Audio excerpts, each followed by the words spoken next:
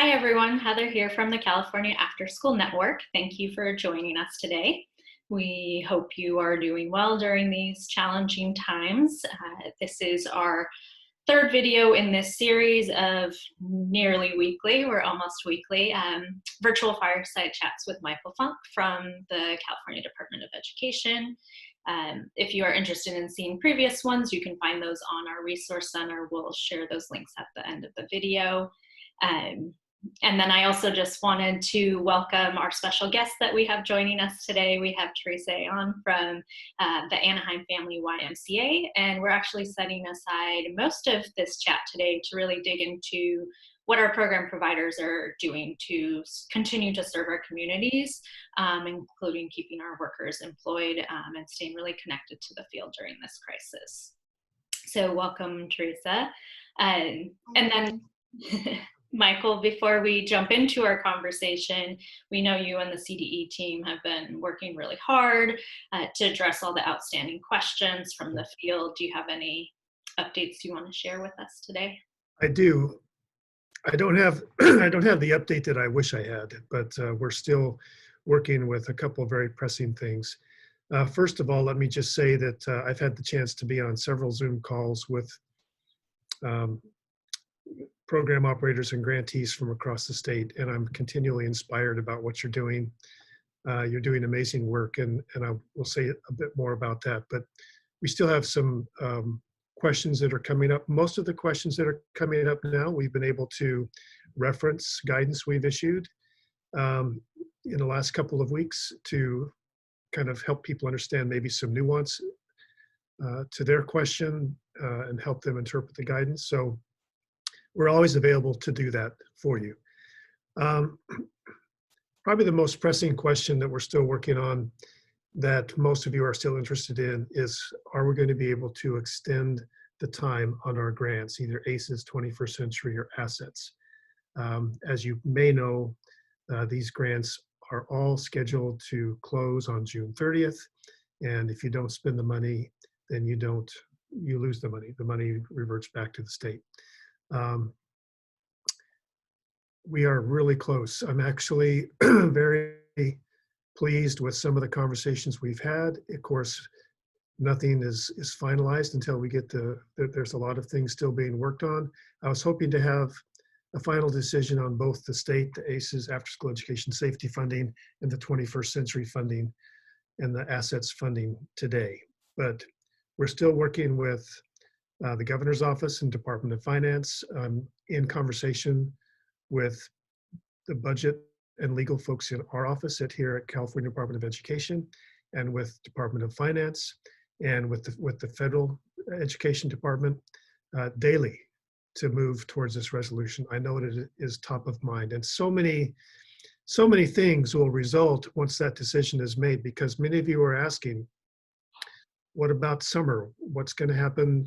Can I use, should we plan on doing something? And so having more resources to move forward towards the summer or towards the fall is certainly the objective with trying to extend the life of these grants.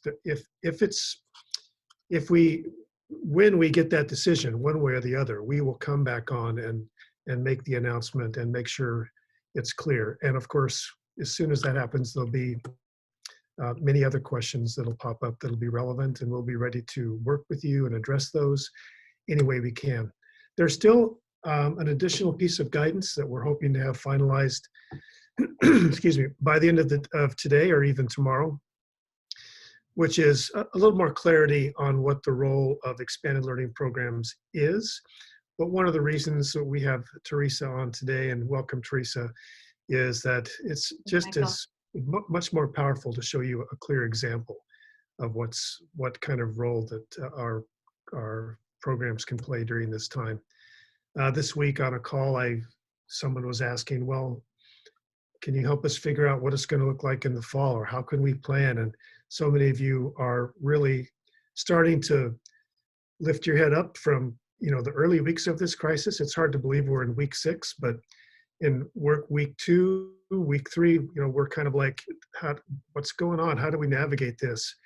And now many of you are starting to look forward and pivot forward. And the message I want to say is I've been saying it a lot the last couple of days in my conversations. We have to get a seat at the table with our school districts and our community partners to help shape what this future is going to look like. We know when the fall comes, it's not going to look like what we left. What we left is what we left. It's in the rearview mirror. And what is moving forward, we've had clear indications from the state superintendent and our governor that school is going to look different. What does expanded learning look like in this new reality? I don't want us to wait to figure out how we fit in once something designed. I want us to figure out how to be at the table and bring our strengths to the table. And of course, when we give some guidance later today or tomorrow, at the latest next week, it'll be the things that you're going to see on this video. The type of roles that expanded learning really has some unique strengths to bring to the table. And with that, I want to pivot to Teresa. Welcome, Teresa, from your office at the Anaheim Family YMCA. How did we end up asking you to be on here as our first guest in the Fireside chat? Well, I was actually in a conversation with some people from the governor's office.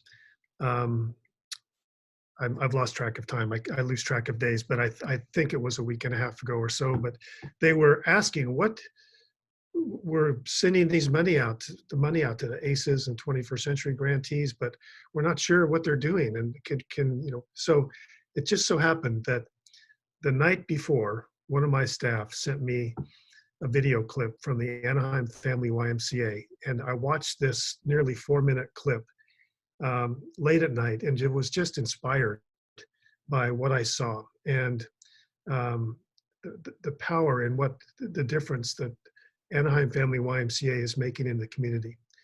And I was able to tell that story in that moment to the governor's staff, and it totally pivoted the conversation. So we all know the power of stories is so critical. We can look at data's important and all the facts are important, but when we're moved and we're inspired by the power of a story. So Teresa, welcome to share your story and tell us about one of the things that has really stuck with me when I watched the video and when we first talked with you is your community connection. So say hello, whatever you want, and then tell us about your community connections. Hi, Michael. Hi, Heather. Thank you so much for having me. As I've already mentioned, I look forward to these videos, so it's truly an honor to be a part of it this week. I am the Expanded Learning Director here at the Anaheim Family YMCA. We work with 4 different districts here in the city of Anaheim. We work with Anaheim Elementary School District, Magnolia School District, Anaheim Union, and Savannah School District. And we oversee a total of 47 expanded learning programs, 21st Century and ACES funding.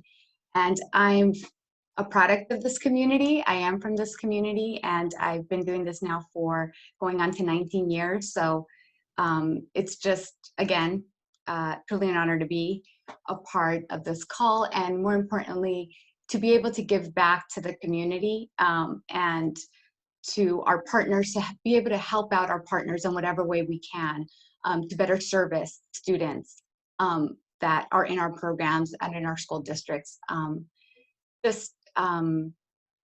Partnership is huge. I think we can't do it alone. We need to reach out into our community and see what resources everybody has. Don't be afraid to ask. This is the time. You're not the only ones asking. You're not the only ones getting rejected. So that's pretty much my, intro to what we're doing. Perfect.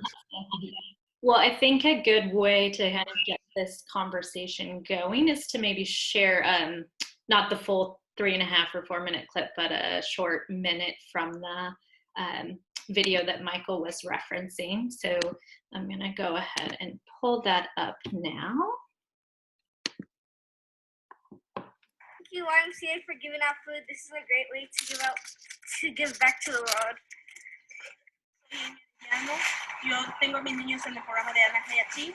Les ha beneficiado muchísimo esta ayuda porque los hacen que participen en deportes, los motivan, conocen a muchos niños, están conviviendo con ellos, aprenden sobre cómo ser líderes, a compartir, ayudarse entre ellos mismos. Soy muy agradecida con el programa. ¿Y cómo le ha ayudado la comida que tiene ahorita? ¿Qué le estamos dando? Pues me está ayudando demasiado porque si no tengo que ir a la marqueta. Ahorita más que en este tiempo dicen es mejor estar en casa. No salen los niños. O sea, estamos haciendo lo mejor que podemos hacer nosotros, de estar seguros y cuidados en la casa. Thank you, YMCA, for feeding us. All right, so that is a great full video clip if you all get a chance to watch the whole thing. But one of the things when we were talking last week, Teresa, that I noticed is that you all got started right away. So in having a lot of conversations with folks in the field, some people have been really hesitant, not sure where to start, waiting for guidance, waiting for answers. But you all just kind of started going right away. So can you talk a little bit about how you got started, what you decided to do? Yes, absolutely. So this is actually, the video you just saw is one of the couple of clips that we've been taking from our grab and go programs with the school district, with Anaheim Elementary School District. And pretty much what happened was, we know that there's a need. We know that people were not going to go back to school. How are our families going to be? A lot of our families that are in our after school programs, that we have snack and supper, and that is sometimes supper is the last meal that they receive. So we said, there's a need there. What do we do? We kind of looked at a little bit of the guidelines, and since that was one of the ones that right off the bat they said we could continue with, or at least YMCA staff could continue with, we've reached out to the districts and said, would you like our staff to be, our ACES staff to be working with the grab and go? Some districts, they had it down, so they said, there's no need, we're good with that. Other districts said, we don't have anybody doing everyday meals. We have maybe once a week. So yes, please take that on. And that's just pretty much how it came about. We had Debbie Auk, which is our COO, came in that weekend before this was going on, and she brought in the staff, and they worked on a couple of ideas of like, then what else, what other resources are we going to get our families? It's not just going to be the meal. They're going to have questions. They're going to have fears, things like that. So pulling in the staff and saying, okay, those of you that are working from home, start pulling me resources, start getting, kids are going to be on screen time. So this is a perfect time. Parents are not going to know what to do with them all day. Let's do a boredom buster activity packet for them. And we need staff working from home, helping out with that. So I think that was just the way that we just kind of just hit the ground running. I've mentioned this, I think, to Michael and Heather. We don't have, the luxury of saying, okay, well, we'll just wait and see. Our families need us. Our families look to us as a resource, and the community does too. Like, our partners are just like, what can you do? What can we help you with so that you can provide better services to our community? So I think that's the first thing that happened, was like the grab and go. With that, I think we started noticing a lot of the trends of families saying, well, there's a grab and go site. However, actually our staff would come to us and say, there's an area, there's a neighborhood where the kids are bused in usually. There's no buses coming in. So how are these families that don't have transportation, how are they getting to us? So we took the Y vans, we went out to them, and then pulling our partnerships and stuff, the ART here, which is the Anaheim Resort Transit, they now are up to 3 buses. So like the big kind of Disneyland buses that you see here if you ever come to visit Anaheim, we have those 3 buses coming out and going into the communities that cannot get to us. So we have a couple of stops, and then we provide the Boredom Busters activities. Somebody donated a yoga mat, so then we have our staff working from home come up with YouTube videos on how to do yoga. Just everything just kind of keeps, you know, as they keep asking for it or as somebody gives a donation, we find a way to use it. So Yeah, I was struck when I saw the picture of the big blue bus pulling up and people coming out. And you also mentioned a partnership with the library, I believe, to yes, uh, absolutely. give away a book that children can keep. And so you've combined lots of things with the grab and go. And that is clearly the vision. When I talk to Nutrition Services Division here at CDE, it's so much more than food. It's food as an essential element for our safety and our well-being, but it's also humans coming together, and that we don't come together that much. So when they come to pick up their food, they're feeling like these people are aware of my greater needs and bringing me resources. And it's a very powerful thing. I want you to tell the story of, you mentioned one of, I can't remember his name, but you mentioned one of your staff, and you don't have to use his name, but that he refused to stay in his house because he knew he needed to be out and serve his community.